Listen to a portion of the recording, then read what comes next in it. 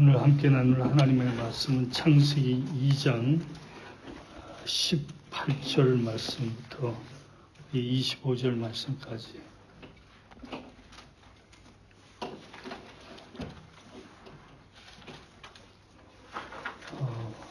교독하겠습니다. 여호와 하나님이 이르시되 사람이 혼자 사는 것이 좋지 아니하니 내가 그를 위하여 돕는 배필을 지으리라 하시니라. 여호와 하나님이 흙으로 각종 모든 생사와 공중의 각종 새를 지으시고 아담이 무엇이라고 나누시고 그것들을 그에게로 이끌어 가시니 아담이 각 생물을 부른 것이 곧 이름이니라. 아담이 모든 각축과 공중의 새와 들의 모든 짐승에게 이름을 주니라. 아담이 돕는 배필이 없으므로 여호와 하나님이 아담을 깊이 잠재하시고 잠들음에 그가 그 밑에 하나님을 주시고 살로 계신 채우시고 여호와 하나님이 아담에게 취하신 그 갈빗대로 여자를 만드시고 그를 아담에게로 이끌어 오시니 아담이 이르되 이는 내 뼈 중에 뼈요 살 중에 살이라 이것을 남자에게 취하셨은즉 여자가 그를 하느니라. 이러므로 남자가 부모를 떠나 그의 아내와 합하여 둘이 한 몸을 이룰지노라. 아담과 그 안에 두 사람이 늙어졌으나 부끄러워하지 아니하니라. 아멘. 예. 오늘 본문의 말씀은 결혼식장에서 늘 들을 수 있는 그러한 내용의 말씀입니다. 결혼식 주례하시는 분들이 거의 이 본문을 가지고 그냥 둘이 싸우지 말고 알콩달콩 잘 살라고 그런 덕담을 하는 말씀으로 우리가 그동안 많이 들어왔지만, 물론 아담과 하와의 어떤 결혼의 문제이지만, 그러나 우리가 창세기 1장 1절부터 우리가 이 말씀을 생각해 보면서 첫 창조가 그리스도를 통해서 재창조를 이루시는 그 놀라운 언약이 담겨져 있는 말씀이라고 말씀 들어왔잖아요. 그렇다면 오늘 아담과 하와의 만남도 그저 한 남자, 한 여자가 만나는 사건으로 끝나는 것이 아니라 그 속에 담겨져 있는 하나님의 그 놀라우신 구속의 비밀을 이곳에서 여러분들과 함께 나누려고 하는 것입니다.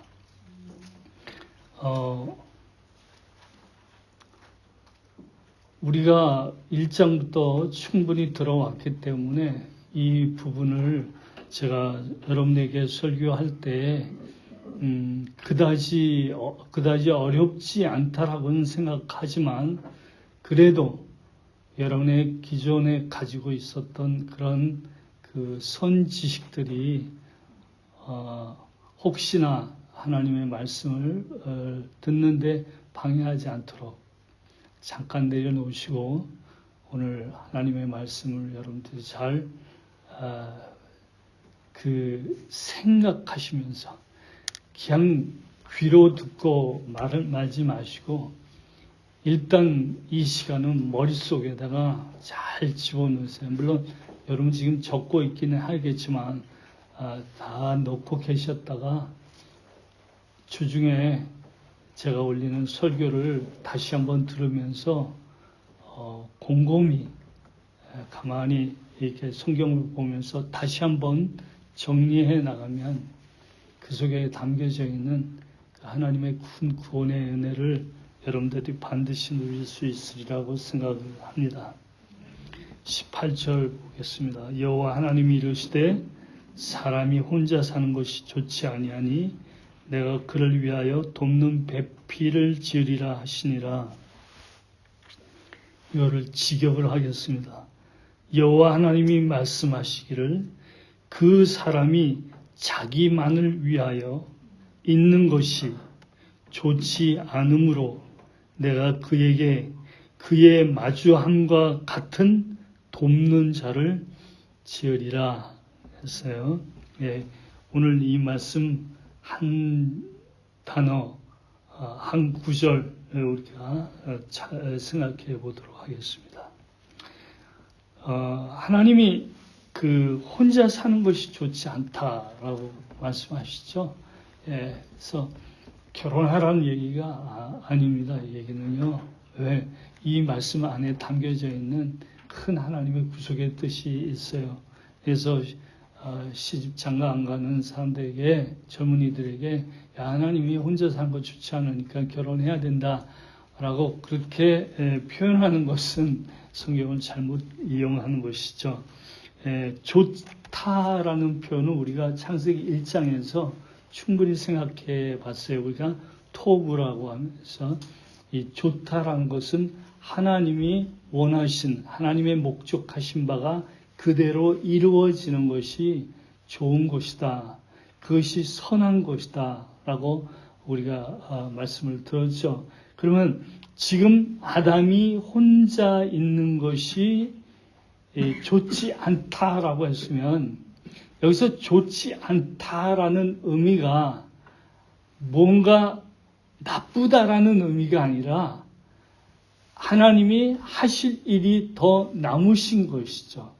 하나님의 목적하신 바가 아직 성취가 안 된, 그래서 뭔가 무슨 일을 더 하셔야만 된다라는 그런 의미가 있는 것이 좋지 않다라는 말입니다. 그래서 돕는 배필을 창조하시겠다라는 말씀은 아담과 돕는 배필이 한 짝으로 이루어지는 것이 좋다라는 것이, 지금 하와가 창조되지 않은 상태이기 때문에 하나님이 원하시는 아담과 하와가 한 짝이 되어야 되는 것이 아직 안 이루어졌다라는 표현이 보시기에 좋지 않다라는 말입니다. 그럼 무엇이 좋지 않다라는 것입니까? 혼자 사는 것이 안 좋다라는 거예요. 혼자 사는 것이. 그러니까 아담이 혼자 있다라는 것이 하나님 보시기에 안 좋다라는 말입니다. 창세기 5장 1절을 보겠습니다.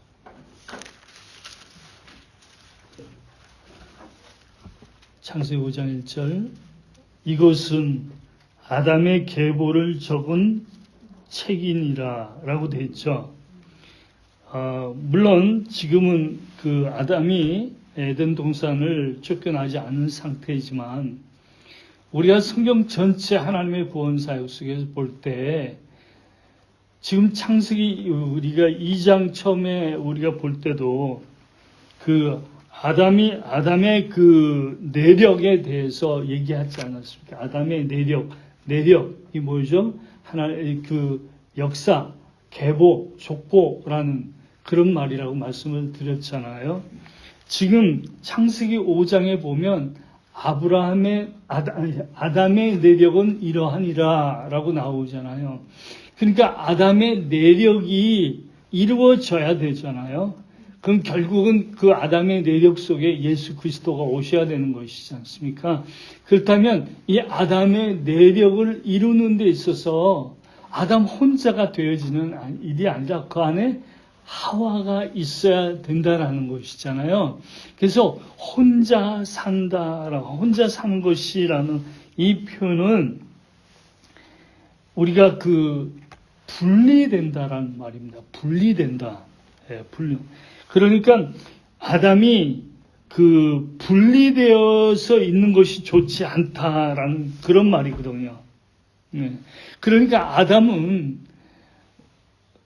뭔가 지금 그 연합이 돼야 되는 상태예요. 근데 연합이 안 되고 분리됐어요.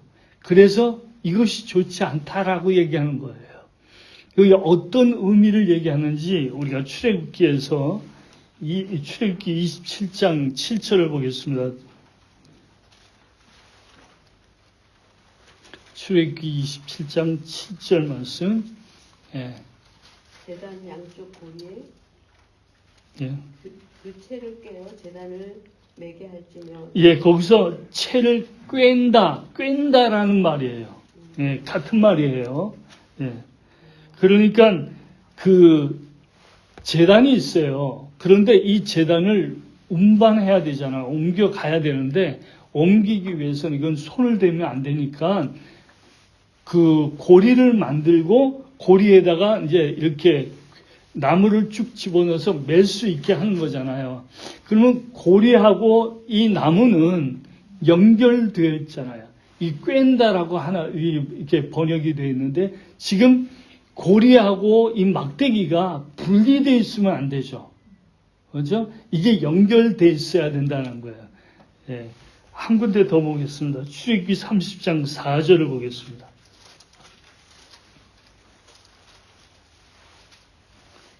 출애굽기 30장 4절 읽었어요.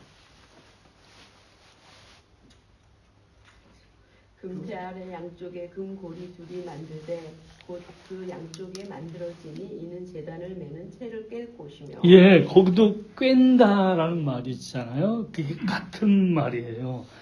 그래서 그 기물이 움직이기 위해서는 사람의 손으로 운반하는 것이 직접 만지는 것이 아니라 꿰서 움직이는 거죠. 그래서 그거 꿰다라는 말이에요. 그러니까 따로 반쪽씩 있으면 안 돼. 꿰야 그 고리와 그 고리 속에 넣어서 움직이는 막대 연결돼 있어야 된다. 이게 완전한다라는 것이잖아요. 요한복음 15장에 보면 예수님께서 포도나무의 비유를 말씀하시는데 나무와 가지를 얘기하시면서 가지가 나무로부터 떨어져 있으면 안 된다라고 하잖아요. 붙어 있어야 된다. 이것이 바로 연결되어진 꿰다라는 말씀이에요. 이것이 꿰져야 이 가지가 나무에 붙어 있어야 거기는 생명의 열매가 맺힐 수 있다라는 것이잖아요. 그래서 혼자 산다는 것은 바로 그런 의미에서 아직은 하나님 보시기에 좋지 못한 상태라는 것이죠. 혼자 산다라는 이 말은 자기만을 위한다라는 그런 뜻이 담겨 있어요. 지금 아담은 어떤 상태냐면 하나님이 먹지 말라고 하신 선악과를 안 먹은 상태고 먹으라고 말씀하신 생명나무도 안 먹은 상태예요. 그렇죠? 네. 이런 상태는 하나님이 원하는 그 목적을 이루는 상태가 아니라는 거예요. 네. 지금 선악과도 안 먹고 생명나무도 안 먹었어요. 네. 이것은 어떤 상태냐면 아담이 이제 에덴 동산에 있게 됐잖아요. 그런데 내가 지금 여기에 왜 있는 거냐는 거야. 하나님이 자기를 만들어서 이 에덴 동산에 갖다 놨는데 보니까 내가 여기 왜 있지? 하나님이 왜 만드셨지? 내가 무엇을 하려고 하나님이 이곳에 나를 만들어 주셨을까? 그 상태야. 그 상태. 예. 그러니까 이 아담의 그 정체성이 에덴 동산에서 하나님의 그 창조의 목적이 드러나기 위하려면 아담의 창조의 목적이 드러나려면 반드시 짝이 있어야 되는 거예요. 짝이 있어야 돼. 그 짝이 있을 때, 그렇구나. 하나님이 나를 에덴 동산에 이래서 만들어 놓으셨구나. 라고 알게 된다는 거죠. 그래서 아담이 혼자 있다라는 것은 우리가 신약의 말씀에서 우리가 생각해 볼 때 잎사귀가 무성한 무화과 나무인데 그 안에 열매가 없잖아요. 열매가 없어요. 그 상태라는 거예요. 그 상태. 예? 그러니까 지금 아담과 하와가 만나야 돼요. 만나서 둘이 결혼을 해야 돼요. 결혼을 해야 뭔가 거기에 열매가 나온다는 거예요. 열매가 포도나무에 가지가 붙어 있어야 이게 따로 떨어진 것이 아니라 연결되어 있어야 거기에 열매가 나온다라는 거예요. 예. 그래서 하나님은 혼자 있는 것이 좋지 않다라고 말씀하십니다. 그냥 무조건 결혼하라는 얘기가 아니에요. 예. 돕는 배필이라는 말씀을 보겠습니다. 돕는 배필. 돕는 배필이라는 말, 이 돕다라는 이 말은요, 그냥 이렇게 섬긴다, 이렇게 도와준다, 헬프한다는 단순한 그런 의미가 아니라는 거예요. 이 돕는다라는 이 말은 구원과 연관된 단어예요. 그래서 아담 혼자가 우리가 창세기 5장에서 읽었을 때 아담의 내력은 이러하더라라고 얘기했잖아요. 아담의 계보는 이러하더라. 그러면 아담의 혼자서 아담의 계보가 이루어지는 것이 아니잖아요. 그러면 반드시 아담의 계보를 이루려면 돕는 배필이 있어야 된다는 거죠. 그래서 돕는다라는 의미는 그런 의미에서 돕는 것이지, 무슨 아담이 나가서 일하고 오니까 아내가 집에서 열심히 맛있는 거 만들어서 남편을 대접하고 잘 섬기고 그런 내용이 아니라. 그러니까 아담한테는 꼭 누가 있어야 돼요? 배필이 있어야 돼요. 꼭 배필이 있어야 되는 거예요. 그것이 하나님의 그 창조의 뜻이란 말이에요. 예. 왜 그러면 꼭 아담과 하와가 둘이 만나야 되느냐라는 것은 이제 말씀을 계속하면서 여러분들이 분명하게 여러분들이 알 수 있게 됩니다. 배필이란 말은요, 짝이란 말이에요. 짝. 우리도 그런 표현 많이 하죠. 짝을 찾아야지. 그런데 짝이란 말이에요. 근데 짝은 짝인데 이렇게 마주 보는 거예요. 마주 보는 짝이에요. 그래서 이 배필이라는 말의 뜻 속에서 가장 중요한 의미가 마주하다라는 거예요. 그러니까 아담은 자기 앞에 마주하고 있는 하와를 보게 되면,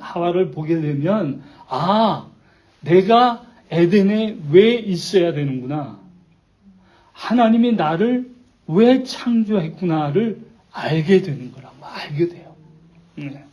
그러니까 하와의 역할 자체가, 이제 말씀을 하겠지만, 아담이 하나님으로부터 창조된 목적을 알려주는 역할을 하는 자가 하와란 말이에요.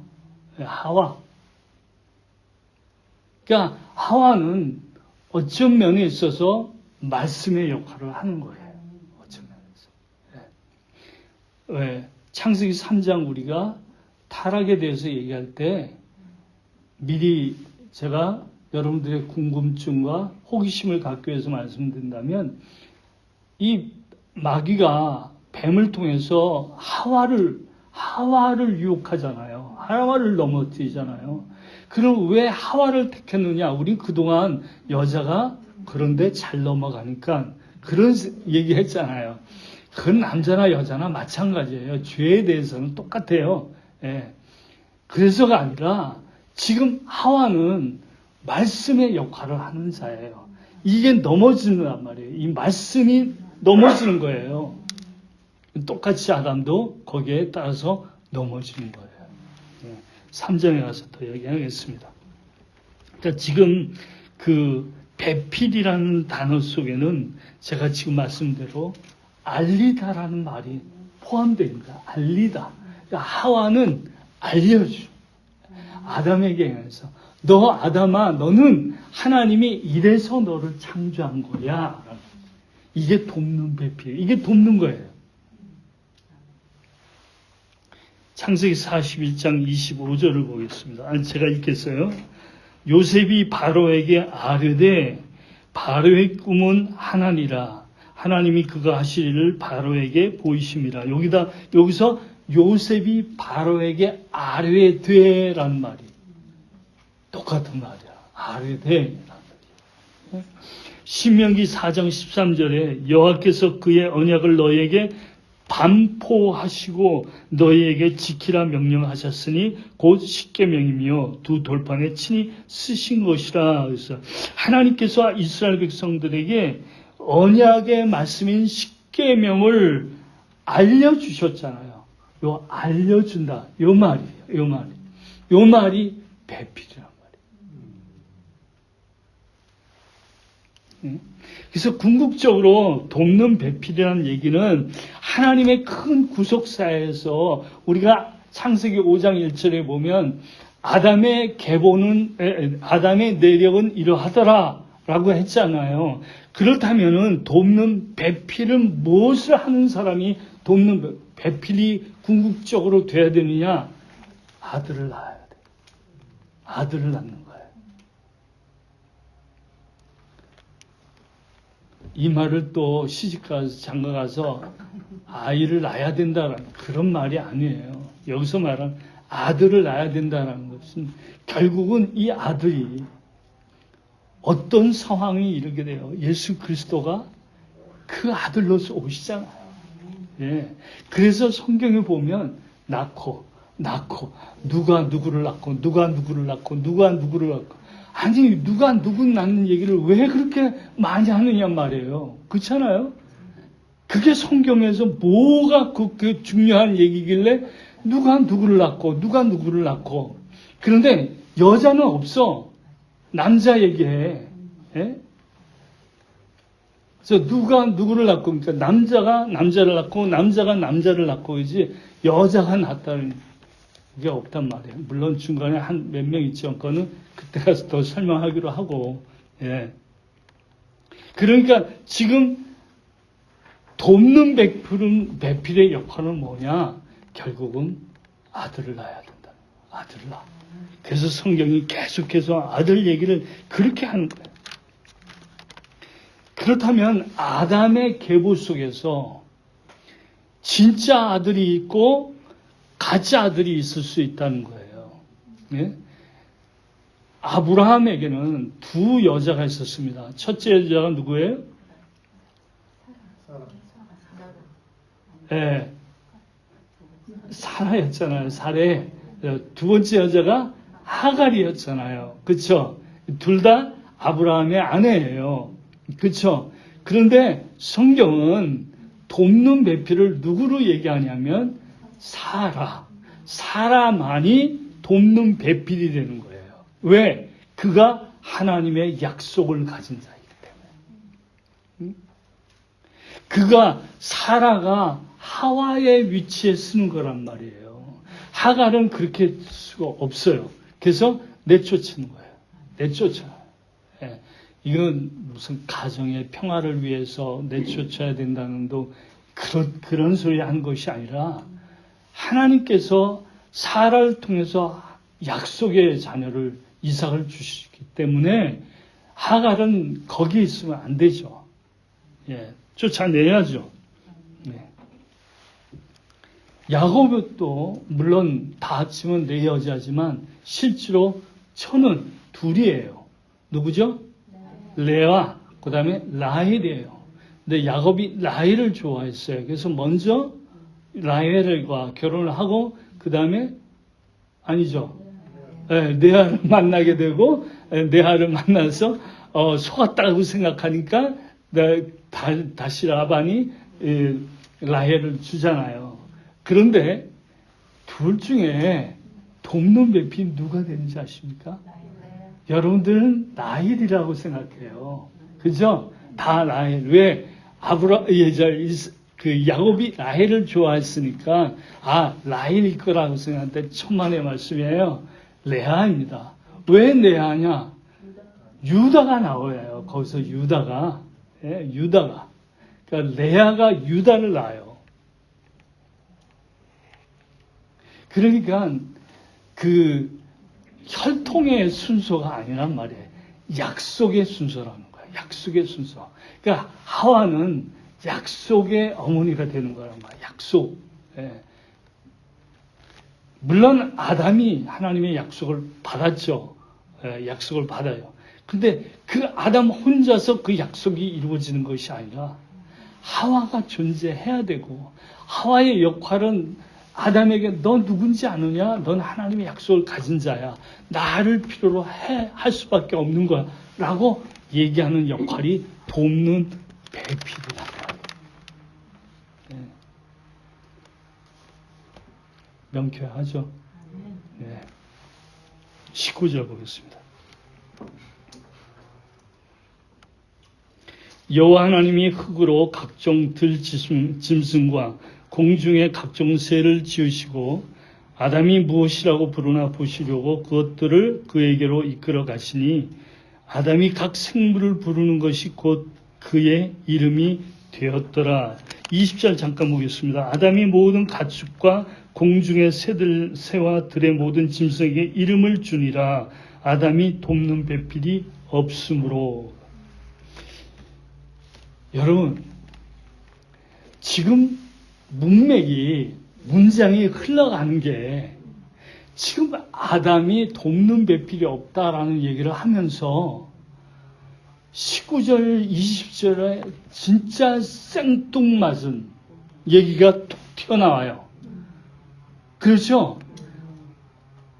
아담이 하나님이 이끌어오는 동물들에게 이름을 줘주라고 지라고 얘기해요. 져서 주라고.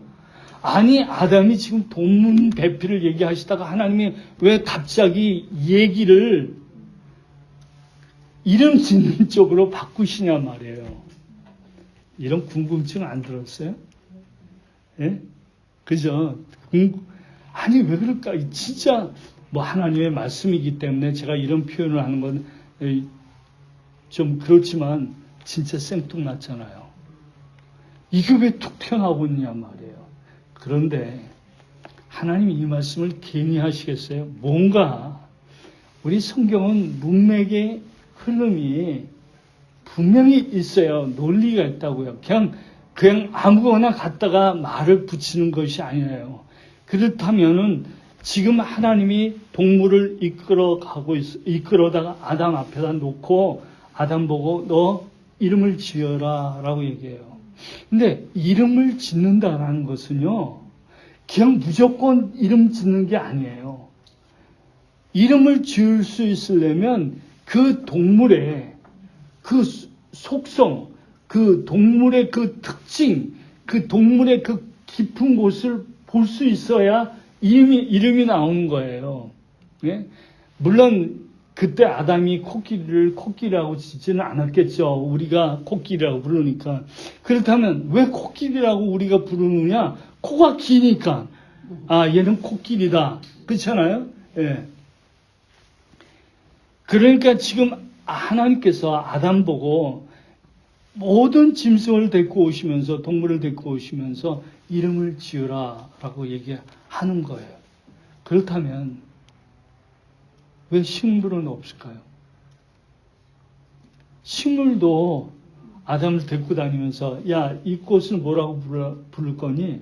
그러면 뭐 꽃 이름을 지든지 나무 이름을 지어야 하는 그런 건 없고 단지 동물, 예? 새, 가축, 짐승, 예? 이거를 데리고 와서 지으라고 얘기하시는 거란 말이에요.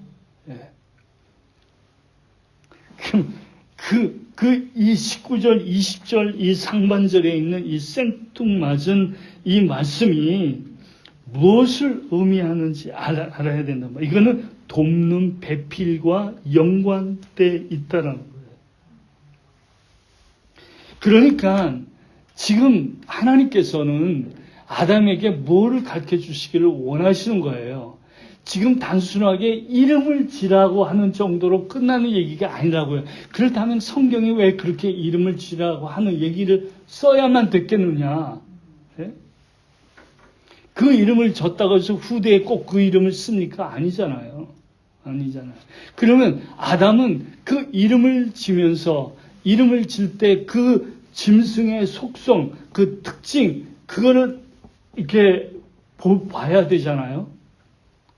그렇다면 아담은 하나님께서 아담에게 그 일을 시키는 그것은 돕는 배필을 찾으시는 거예요. 그러니까 짐승들을 보면서 짐승 속에 너를 돕는 배필은 없다라는 것을 말씀해 주시려고 이 말씀하는 거예요.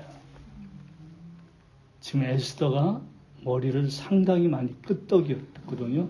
제 말을 이해하고 맞다고 인정하는 거예요. 네.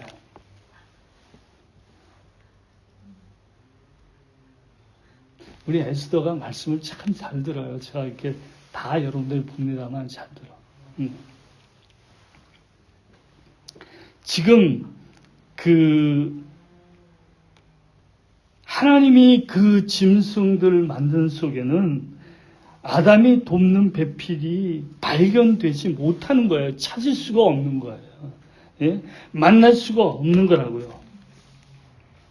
그러면서 하나님은 야, 이 짐승들은 너의 배필이 될 수가 없어. 그러면 너의 배필이 될 수 있는 그 배필이 있어야 되잖아요. 그렇죠? 그러면 아담이 정말 안타깝겠죠. 내 배필이 어디 있지? 내 배필이 어디 있지? 아무리 봐도 없는데. 예? 그러니까 여호와 하나님은 아담이 자기와 함께 할 수 있는 존재, 그것을 찾을 수가 없다라는 것이 짐승한테는요. 왜? 짐승은 아담이 소유할 존재지 함께 할 존재가 아니고, 창세기 5장의 말씀과 같이 아담의 계보를 이어갈 수 있는 존재가 나올 수가 없단 말이에요. 그러니까 아담은 하나님의 생기를 불어넣으셨잖아요. 그렇죠? 생기가 있어요. 그래서 아담을 만들어냈어요. 제가 이 부분은 그 말씀 드릴 때 설명 충분히 했어요. 짐승에게는 하나님의 생기가 없다라고 그랬습니다. 없다고. 예. 그러니까 하나님의 생기를 가진 아담이 짐승을 아무리 봐도 하나님의 생기를 가진 존재가 없는 거예요. 자기의 돕는 배필이 될 수 있을 만한 존재가 없는 것입니다. 그러니까 짐승은요, 그냥 혼적인 존재예요. 생명이 아니라고. 혼적인 존재라고요. 그저 그들은 푸른 풀만 먹고 살아가는 존재이지 채소, 씨에 있는 채소, 씨에 있는 과일을 먹는 존재들이 아니라는 거예요. 그들은 푸른 풀만 먹고 사는 존재. 그래서 하나님께서는 하나님의 그 큰 구속의 뜻을 이루시기 위하여 아담의 배필을 준비하시는 작업을 21절부터 하시는 거예요.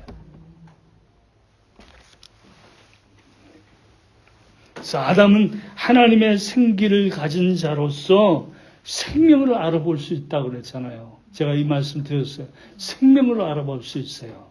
그러니까 짐승에게는 이 생명을 가진 것들이 없단 말이에요. 없어요.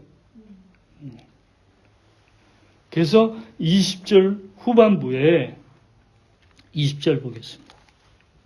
아담이 모든 가축과 공중의 새와 들의 모든 짐승에게 이름을 주니라 그래놓고 바로 아담이 돕는 배필이 없으므로, 그러니까 이름을 줬지만 그곳에서는 아담을 돕는 배필이 없다, 이 얘기를 하는 것이다. 21절 보겠습니다. 여호와 하나님이 아담을 깊이 잠들게 하시니 잠들매 그가 갈빗대 하나를 취하고 살로 대신 채우시고. 지금 하와를 만들어내잖아요. 돕는 배필을 만들어내시죠. 근데 돕는 배필을 만들어내실 때 새롭게 하나를 만들어내는 것이 아니라 아담의 갈빗대를 사용하시는 거예요. 아담의 갈빗대를 사용해서 돕는 배필을 만드시는 것이란 말이에요. 그래서 그게 어떤 의미를 주님이 말씀하시는지 한번 하나씩 우리가 살펴보겠습니다. 하나님이 아담을 깊이 잠들게 만드셨어요.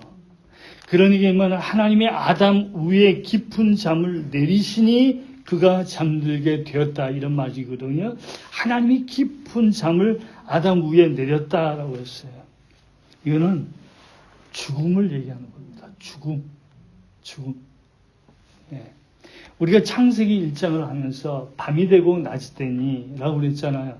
그러니까 밤에서 낮으로 가는 거잖아요. 예. 지금 하와를 만들어내는 그 첫 출발이 어디냐면 잠이에요. 밤이라 밤. 예, 밤. 밤에서 낮으로 가는 일들을 하시는 것이죠. 예?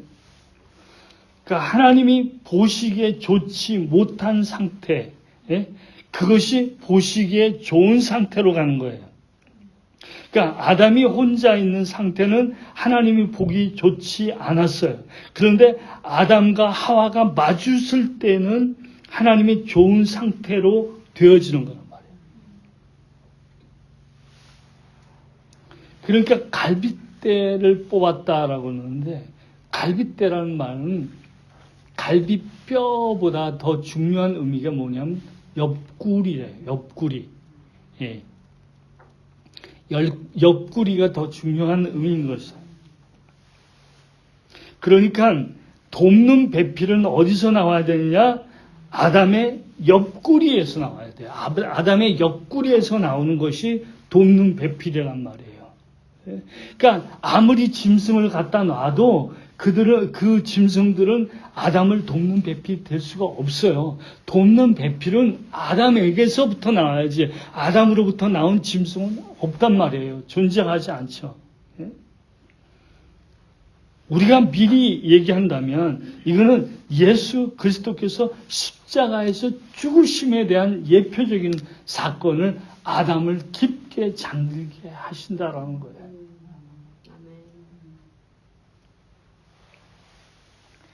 그러니까 하나님은 예수 그리스도를 십자가에서 깊이 잠들게 하시고, 하나님은 예수님의 옆구리에서 갈빗대를 빼내신 거예요.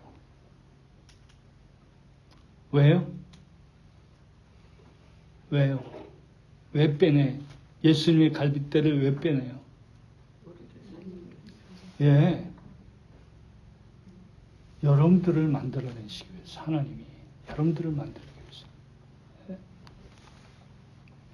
그러니까 하나님은 아브라함의 옆구리에서 꺼내진 갈빗대로 짐승에게선 찾을 수가 없는 아담을 돕는 배필을 만드시는 거예요.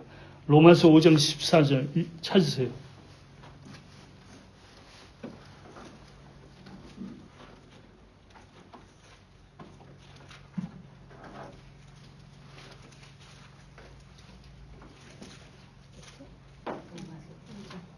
로마서 5장 14절입니다. 그러나 아담으로부터 모세까지 아담의 범죄와 같은 죄를 짓지 아니한 자들까지도 사망이 왕노를 타였나니 아담은 오실자의 모형. 예, 아담은 오실자의 모형이다라고 했어요. 그렇죠? 이 첫 창조의 아담은 오실자의 모형이에요. 그러면 첫 창조의 하와도 뭔가 하나님이 오실자를 통해서 이루실 것의 모형이겠죠. 그러니까 첫 창조의 아담과 하와는 하나님이 그리스도를 통해서 이루실 것에 대한 모형으로 보여주고 있는 것이라는 거예요. 고린도전서 15장 20절 보겠습니다. 찾으세요.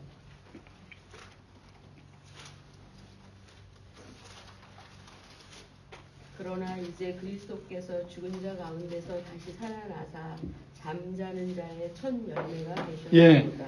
예수님은 잠자는 자들의 첫 번째 열매. 그러니까 모든 아담이 범죄 후에 모든 세상 사람들은 다 자는 자였어요.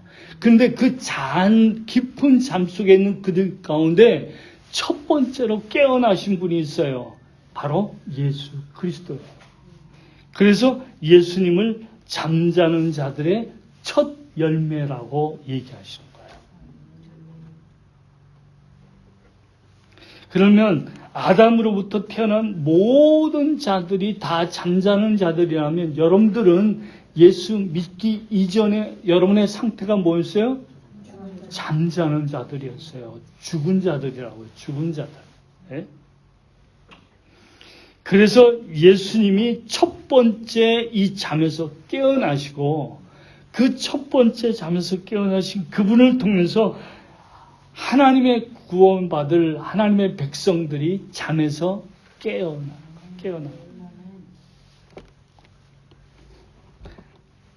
요한복음 19장 34절.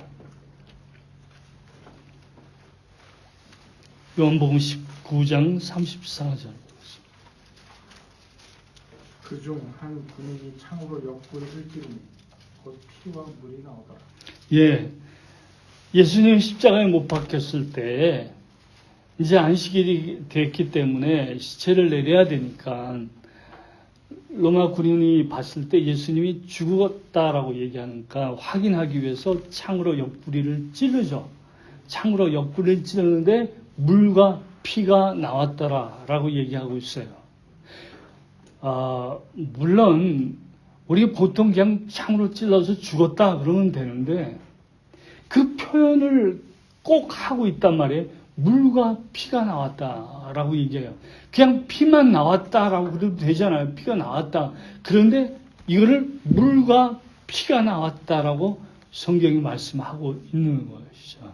그렇다면 피와 물이 나왔다라고 왜 구태히 이 설명을 해야 하느냐면 요한 1서 5장을 보겠습니다. 요한 1서 5장 5절부터 8절입니다. 네. 제가 성경을 여러분들에게 찾게 하는 것은요, 눈으로 확인해야 돼요. 그래서 찾는 것입니다. 제가, 예, 1장, 요한 1서 5장 5절부터 8절. 예수께서 하나님의 아들이심을 믿는 자가 아니면 세상을 이기는 자가 누구냐? 이는 물과 피로 임하신 이시니 곧 예수 그리스도시라. 물로만 아니요 물과 피로 임하셨고 증언하는 이는 성령이시니 성령은 진리니라. 증언하는 이가 셋이니 성령과 물과 피라. 또한 이 셋은 합하여 하나이니라. 예, 분명히 성경이 뭐라고 얘기하냐면 예수 그리스도가 물과 피로 임했다라고 했어요. 그래서 세상을 이길 수 있는 자는 누구냐? 물과 피로 임하신 예수 그리스도다라고 하는 거예요. 지금 예수님이 십자가에서 죽으시고 옆구리에서 물과 피를 흘려주시는 것은 세상을 이기는 것을 보여주시는 것이고, 이 물로만 아니고 물과 피로 임했다라고 증언하는 이가 누구냐면 성령이시잖아요. 그러면 성령은 또 뭐라고요? 진리라고 얘기하고 있어요. 그래서 증언하는 이가 셋이다. 성령과 물과 피다. 그런데 이 셋은 또 하나다. 같은 얘기를 하는 것이다. 이 얘기를 하는 것이란 말이에요. 그러니까 예수님의 피와 물은 뭘 얘기하냐면 진리의 말씀이에요. 성령이에요. 그러니까 오늘 우리가 그 예수 그리스도의 십자가의 죽으심에 동참되어 줄 수 있는 것은 무엇이냐면 예수 그리스도께서 우리에게 주신 진리의 말씀이 성령님으로 말미암아 내 안에 생명을 주는 거예요. 그러니까 아담의 갈빗대로 아담의 계보를 이어갈 하와를 만드신다라는 것은 예수 그리스도께서 자기의 옆구리로부터 나오는 이 진리의 말씀으로 마주할 예수님의 신부 교회를 만들어냈습니다.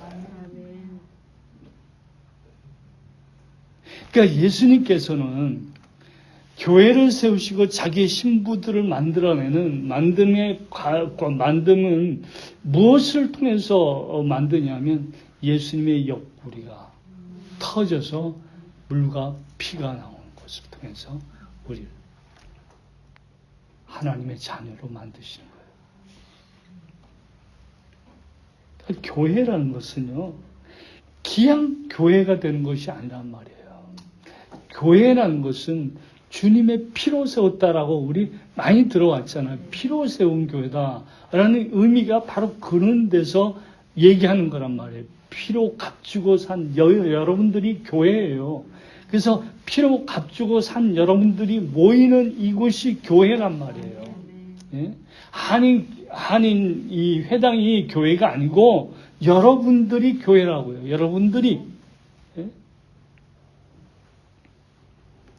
디모데전서 3장 15절에 이 집은 살아계신 하나님의 교회예요. 진리의 기둥과 터라. 교회는 진리로 세워지는 거예요. 교회는 성령으로 말미암아 세워지는 것이에요. 예수님의 옆구리에부터 나오는 물과 피, 이것은 진리의 말씀이에요. 그것이 성령이 진리의 말씀을 통해서 교회를 만들어내신 거예요.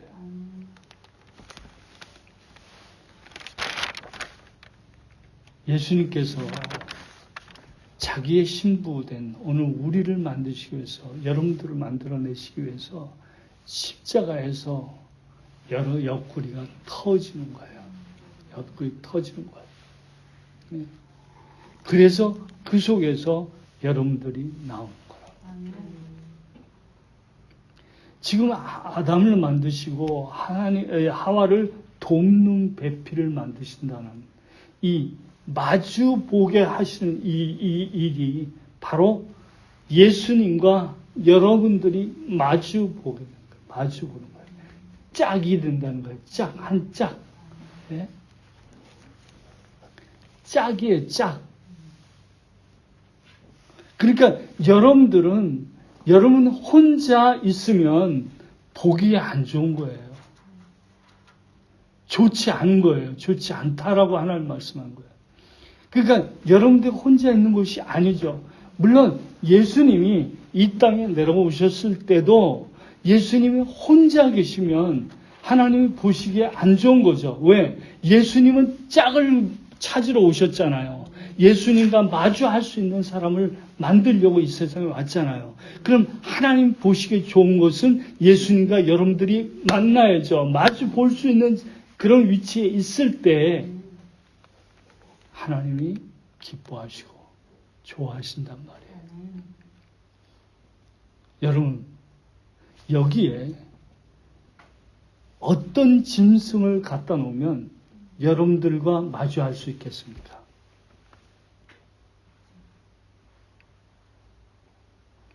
아무리 애완동물을 가지고 있다 해도 그는 그냥 애완동물일 뿐이지 여러분과 마주할 수 있는 존재들이 아니란 말이에요. 예? 여러분들이 집에서 키우는 그 개가 나의 사랑하는 자요. 이런 말을 합니까? 예? 당신과 나는 하나입니다. 말도 안 되는 거예요. 예.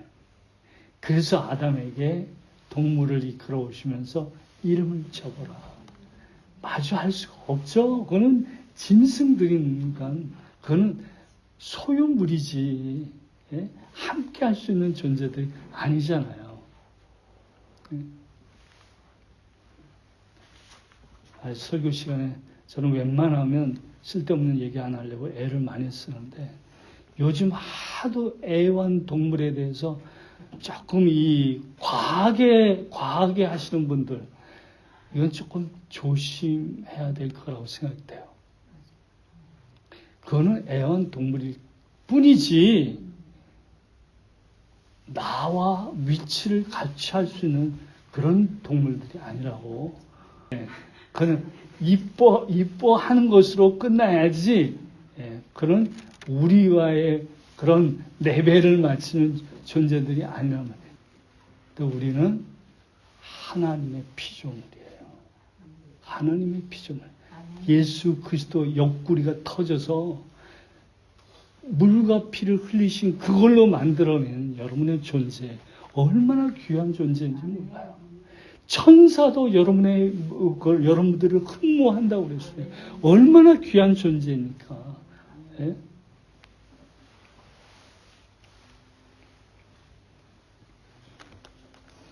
예. 그 23절에 보면 빠진 단어가 하나 있어요. 한국말로 번역이 안 된 단어가 하나 있어요. 그게 뭐냐면 마침내, 드디어라는 거예요. 마침내, 드디어. 그러니까 아담이 마침내 그 많은 짐승들을 보고 내 짝이 없네, 내 짝이 없어. 그러다가 하와를 보니까 너무 반갑고 좋고, 왜? 자기가 함께 할 수 있는 짝이 보이거든요. 그래서 23절에 아담이 이르되 이는 내 뼈 중에 뼈요 살 중에 살이다 라고 외치는 거예요. 예?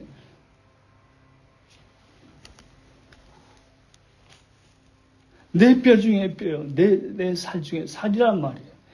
너무 기쁘니까. 짐승의 뼈가 어떻게 아담의 뼈와 하나가 될 수 있고 짐승의 살이 어떻게 아담의 살과 함께 할 수 있느냐 말이에요. 아니란 것이죠. 그래서 아담은 드디어 이제야 내가 마주할 수 있는 배필을 만났네 라고 하는 탄성을 드디어 나타났구나. 솟아오르는 기쁨과 감탄을 토해내는 것이 23절의 말씀이에요. 그래서 23절은 시예요, 시. 이게 바로 예수 그리스도의 마음이라니까요. 예수 그리스도의 마음이에요. 짐승과 같이 하나님을 모르고 살아가는 수많은 짐승들 속에서 예수님이 뼈와 살인 그 교회 여러분들을 만났을 때 예수님이 탄성을 지르는 거예요. 나의 사랑하는 자야, 나의 어여쁜 자야 라고 외치시는 거예요. 그게 아가서예요. 그게 아가서.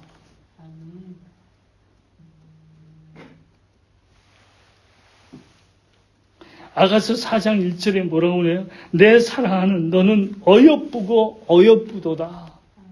예수님이 우리를 보실 때 얼마나 이뻐하시는지 몰라요. 정말 이쁘다. 왜? 우리 예수님의 신부거든요. 우리 예수님 신부니까요. 예수님 신부된 우리가 얼마나 이쁘겠어요. 근데 우리 예수님의 신부를 만드는데 그냥 만나는 게 아니라고요. 예수님이 자기의 목숨을 내놓고 바꾸잖아요. 신부를 만들어내는 거야. 그러니 예수님이 기쁘다고 소리를 치지 않겠느냐 말이에요. 내 뼈 중에 뼈, 살 중에 살이라. 그러니까 아담을 돕는 배필은 아담으로부터 나와야 돼요. 다른 어떤 것이 될 수가 없어요. 꼭 아담으로부터 나와야 돼요. 그러니까 교회는 예수 그리스도로부터 나오는 것이지 다른 데서 교회가 나올 수가 없는 것이란 말이에요.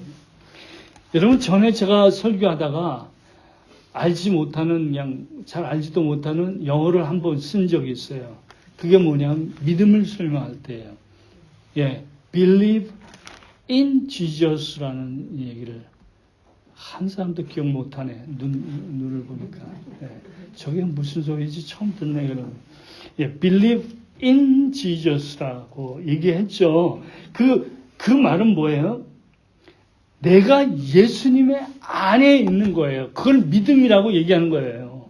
그러니까 하나님이 우리를 예수 그리스도 안에 넣어줬어요. 안에 넣어줬어요. 그것이 믿어지는 거죠. 성령으로 말미암아 믿어지는 거예요. 그래서 그걸 고백을 할 때 믿는다라고 고백하는 거란 말이에요.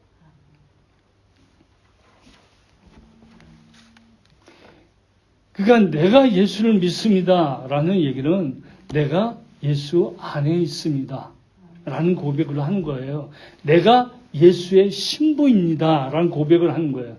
내가 예수님과 마주할 수 있는 한 짝입니다 라는 거예요. 여러분, 문을 한문으로 어떻게 쓰는지 알죠? 문. 한문 세대 아닌가? 한문. 아시죠? 지금 마주보고 있죠? 예, 문짝은요, 마주보게 돼 있어요. 그래야 문이에요. 그쵸? 예, 한 짝이란 말이에요. 한 짝. 그러니까 예수님의 돕는 배필이라는 것은 예수님과 한 짝이에요. 짝. 이게 조금이라도 어긋나면 안 맞잖아요. 짝이 안 되죠. 짝이 안 된다고요. 짝이라는 것은 똑같아야 돼요. 똑같아. 그래서 우리가 예수 그리스도와 똑같은 생명을 가진 자가 되는 것이란 말이에요. 그거를 믿음이라고 얘기하는 거예요. 아, 내가 믿습니다. 믿습니다. 그게 믿음이 아니에요.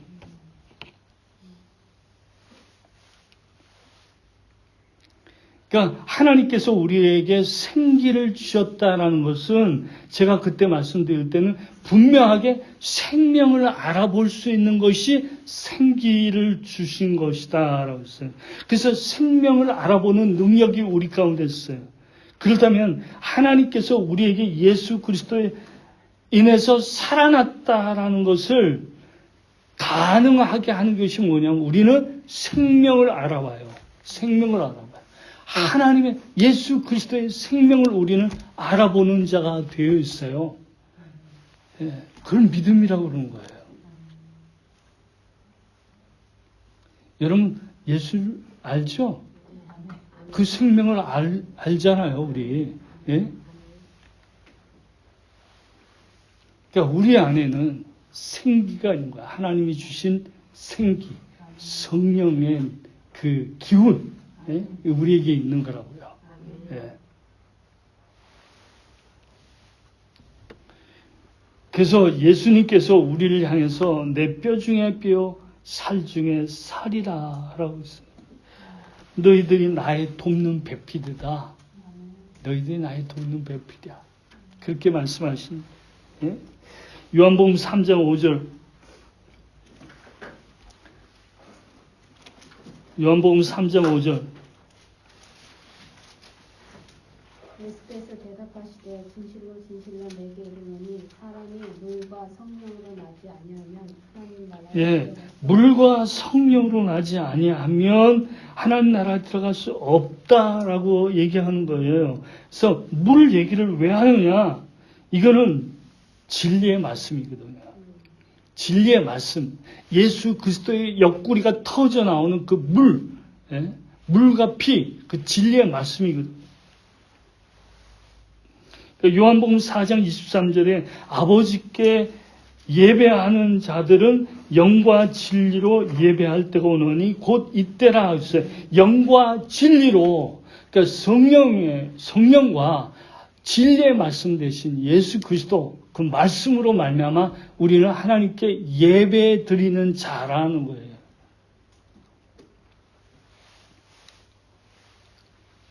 요한복음 15장 5절에 나는 포도나무요 너희는 가지라. 그가 내 안에 내가 그 안에 거하면 사람이 열매를 많이 맺나니 라고 그랬어요. 지금 나는 포도나무고 너희는 가지. 이게 연결되어 있어야 되죠. 연결되어 있어요. 그 연결된 상태가 믿음이라는 거예요. 믿음. 7절에 보니까 너희가 내 안에 거하고 내 말이 너희 안에 거하면 무엇이든지 원하는 대로 구하라 그러면 이루리라. 이 말씀은 내가 너 안에 있고 내 말이 너희 안에 있으면, 너희가 내 안에 있고 내 말이 너희 안에 있으면, 그러니까 예수님의 옆구리에서 터져나오는 물과 피가 오늘 우리에게 있는 것이에요. 있는 것이기 때문에 이것이 진정한 결혼이라는 거예요. 이게 진정한 결혼이에요. 하와는 아담 안에 있죠. 아담 안에서 나왔잖아요. 그러니까 하와는 아담에게 있고 아담은 하와 안에 있는 것이랑 마찬가지예요. 이게 진정한 연합이고 이게 진정한 결혼이라는 거예요. 그래서 성경에는 낳고 또 낳고 낳는 얘기가 그렇게 많은 거예요. 예? 창세기 2장 5절 6절에 아담의 내력은 톨레도트라고 그랬죠. 이 계보, 족보, 낳는 얘기를 하는 거예요. 그래서 아담이 창세기 5장에 보면 아담의 내력은 이러하더라. 그래서 아담으로부터 노아까지 이르러 하나님께서 낳는 계속하는 이유가 바로 그것이란 말이에요. 그 낳고 속에 누가 있느냐? 여러분들이 있는 거예요. 여러분들이. 예?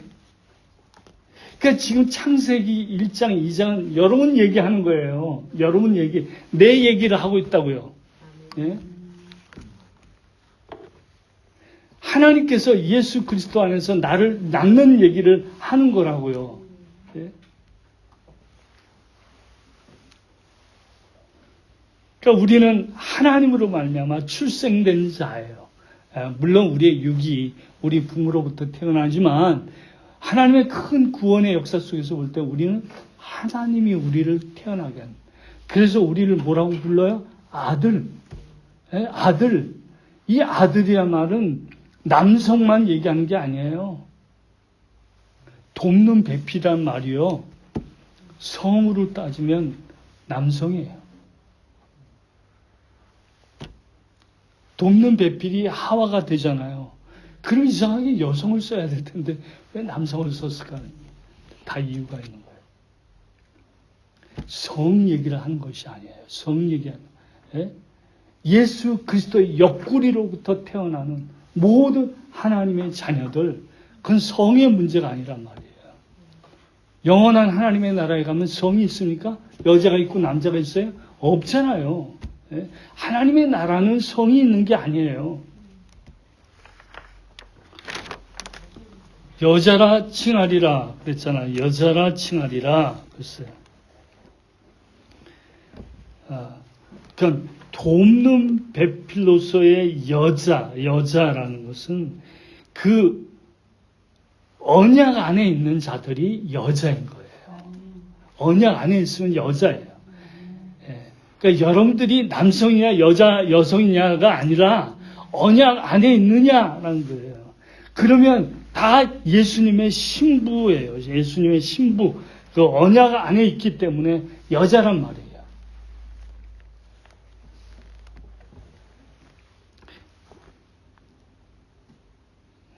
24절.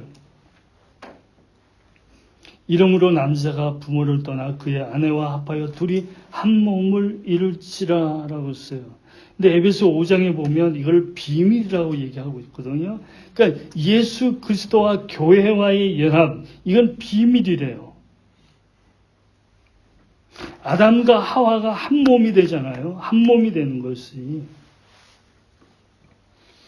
신약의 의미로 말씀드리면 이게 의롭게 된다는 얘기예요. 의가 된다는 거예요. 네.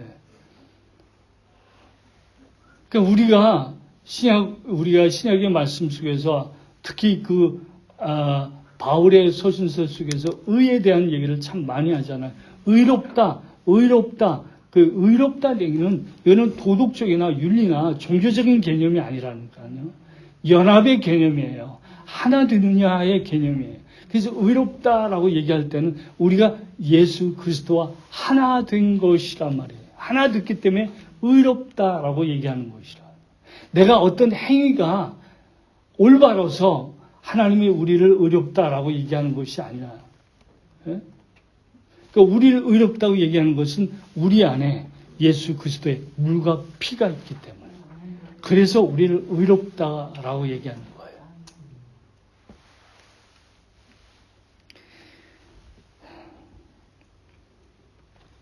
25절 보겠습니다. 자, 조금 생략할게요. 아담과 그의 아내 두 사람이 벌거벗었으나 부끄러워하지 아니하니라 라고 써요. 여러분, 부끄러워하다라고 이게 번역이 되어 있지만 그것보다 더 좋은 뜻은 뭐냐면 수치의 개념이에요. 수치의 개념. 그러니까 둘이 벗었지만 수치스럽지 않았다라는 거예요.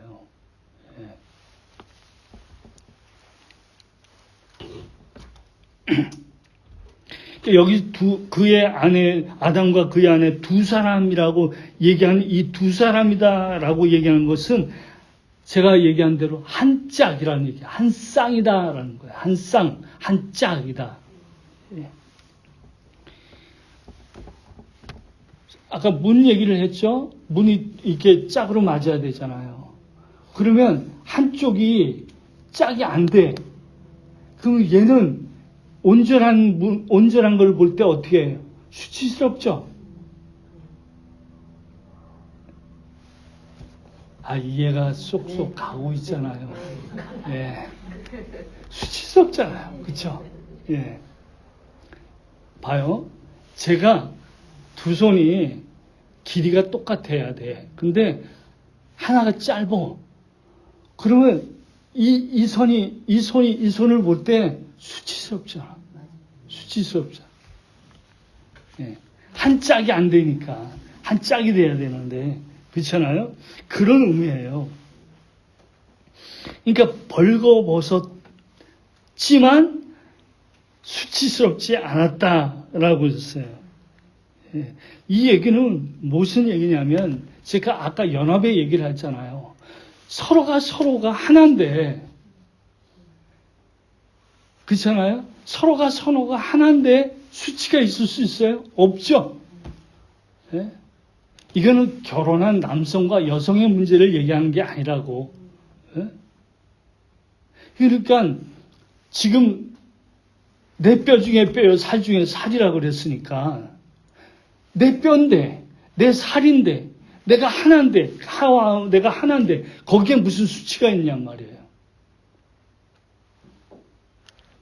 그런데 3장에 가서 죄를 짓고 나니까 수치가 나오더니 수치가. 예. 그러니까 이 한쪽 발이 짧아진 거야. 안 맞아. 짝이 안 돼. 한 쌍이 안 돼. 그거를 수치스럽다라고 부끄럽다라고 얘기하고 있는 거예요. 예수님과 우리하고 비교해 볼 때 마주 보면 과거에는요. 이거는 예수님과 우리가 짝이 될 수가 없어. 왜? 짐승이니까. 짝이 될 수 없잖아요. 그래서 이게 수치가 되는 거예요. 수치. 예? 그러니까 짐승과 같은 예수 믿지 않는 사람들은 하나님 앞에 수치스러운 거예요. 부끄러운 자들이에요. 저네들이 아무리 좋은 옷을 입고 돈 많고 무슨 치장을 해도 하나님 앞에 서면 부끄러운 거예요. 수치예요. 우리 과거에 그랬어요. 그러나 우리가 예수 그리스도를 믿고 나니까 우리가 어떻게 됐느냐? 예수님과 마주할 수 있을 만큼 그런 존재가 되었단 말이에요. 그러니까 예수님 볼 때 우리가 수치를 느껴요? 안 느껴요. 안 느낀다고요. 수치스럽지가 않은 거예요. 우리는 근본적으로 예수 그리스도의 피로 물론 우리가 변화된 자이기 때문에 만들어낸 재창조된 예수님의 신부 하와이기 때문에 우리는 그 앞에 설 때 수치스럽지 않은 거예요. 그걸 의라고 얘기하는 거예요. 의. 예.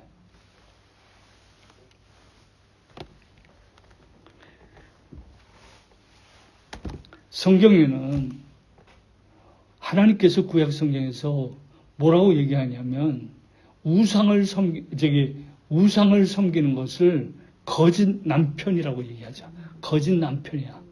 네 진짜 남편이 아니야. 라고 얘기하잖아요. 그렇죠? 그게 바로 한 짝이 될 수 없잖아요. 하나님을 섬기지 않고 우상을 섬기면 하나님과 한 짝이 될 수 없잖아요. 그게 수치스러운 짓이죠. 그래서 3장에 보면 수치스러움을 가려주시죠. 동물의 가죽으로 가려주시. 예수 그리스도의 피로 우리를 가려주시.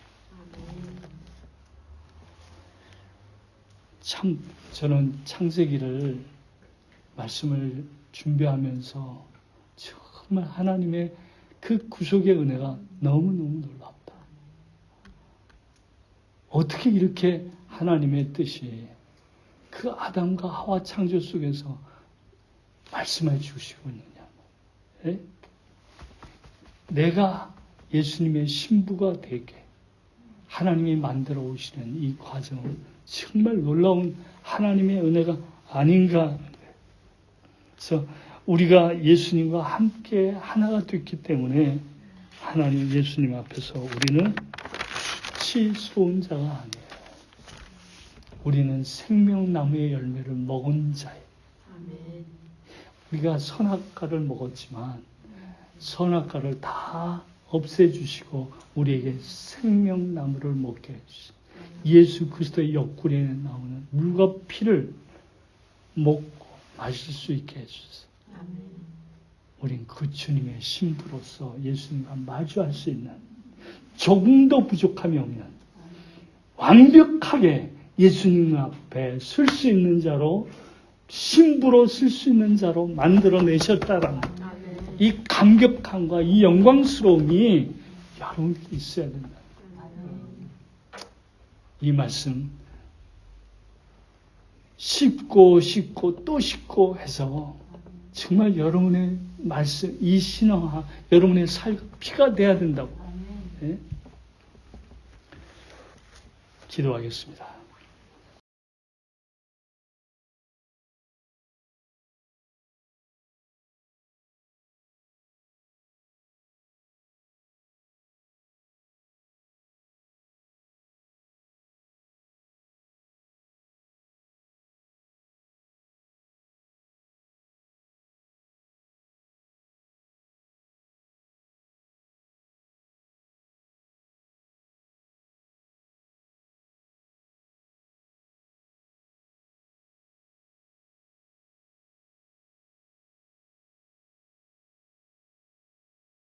말씀 잘 기억하시면서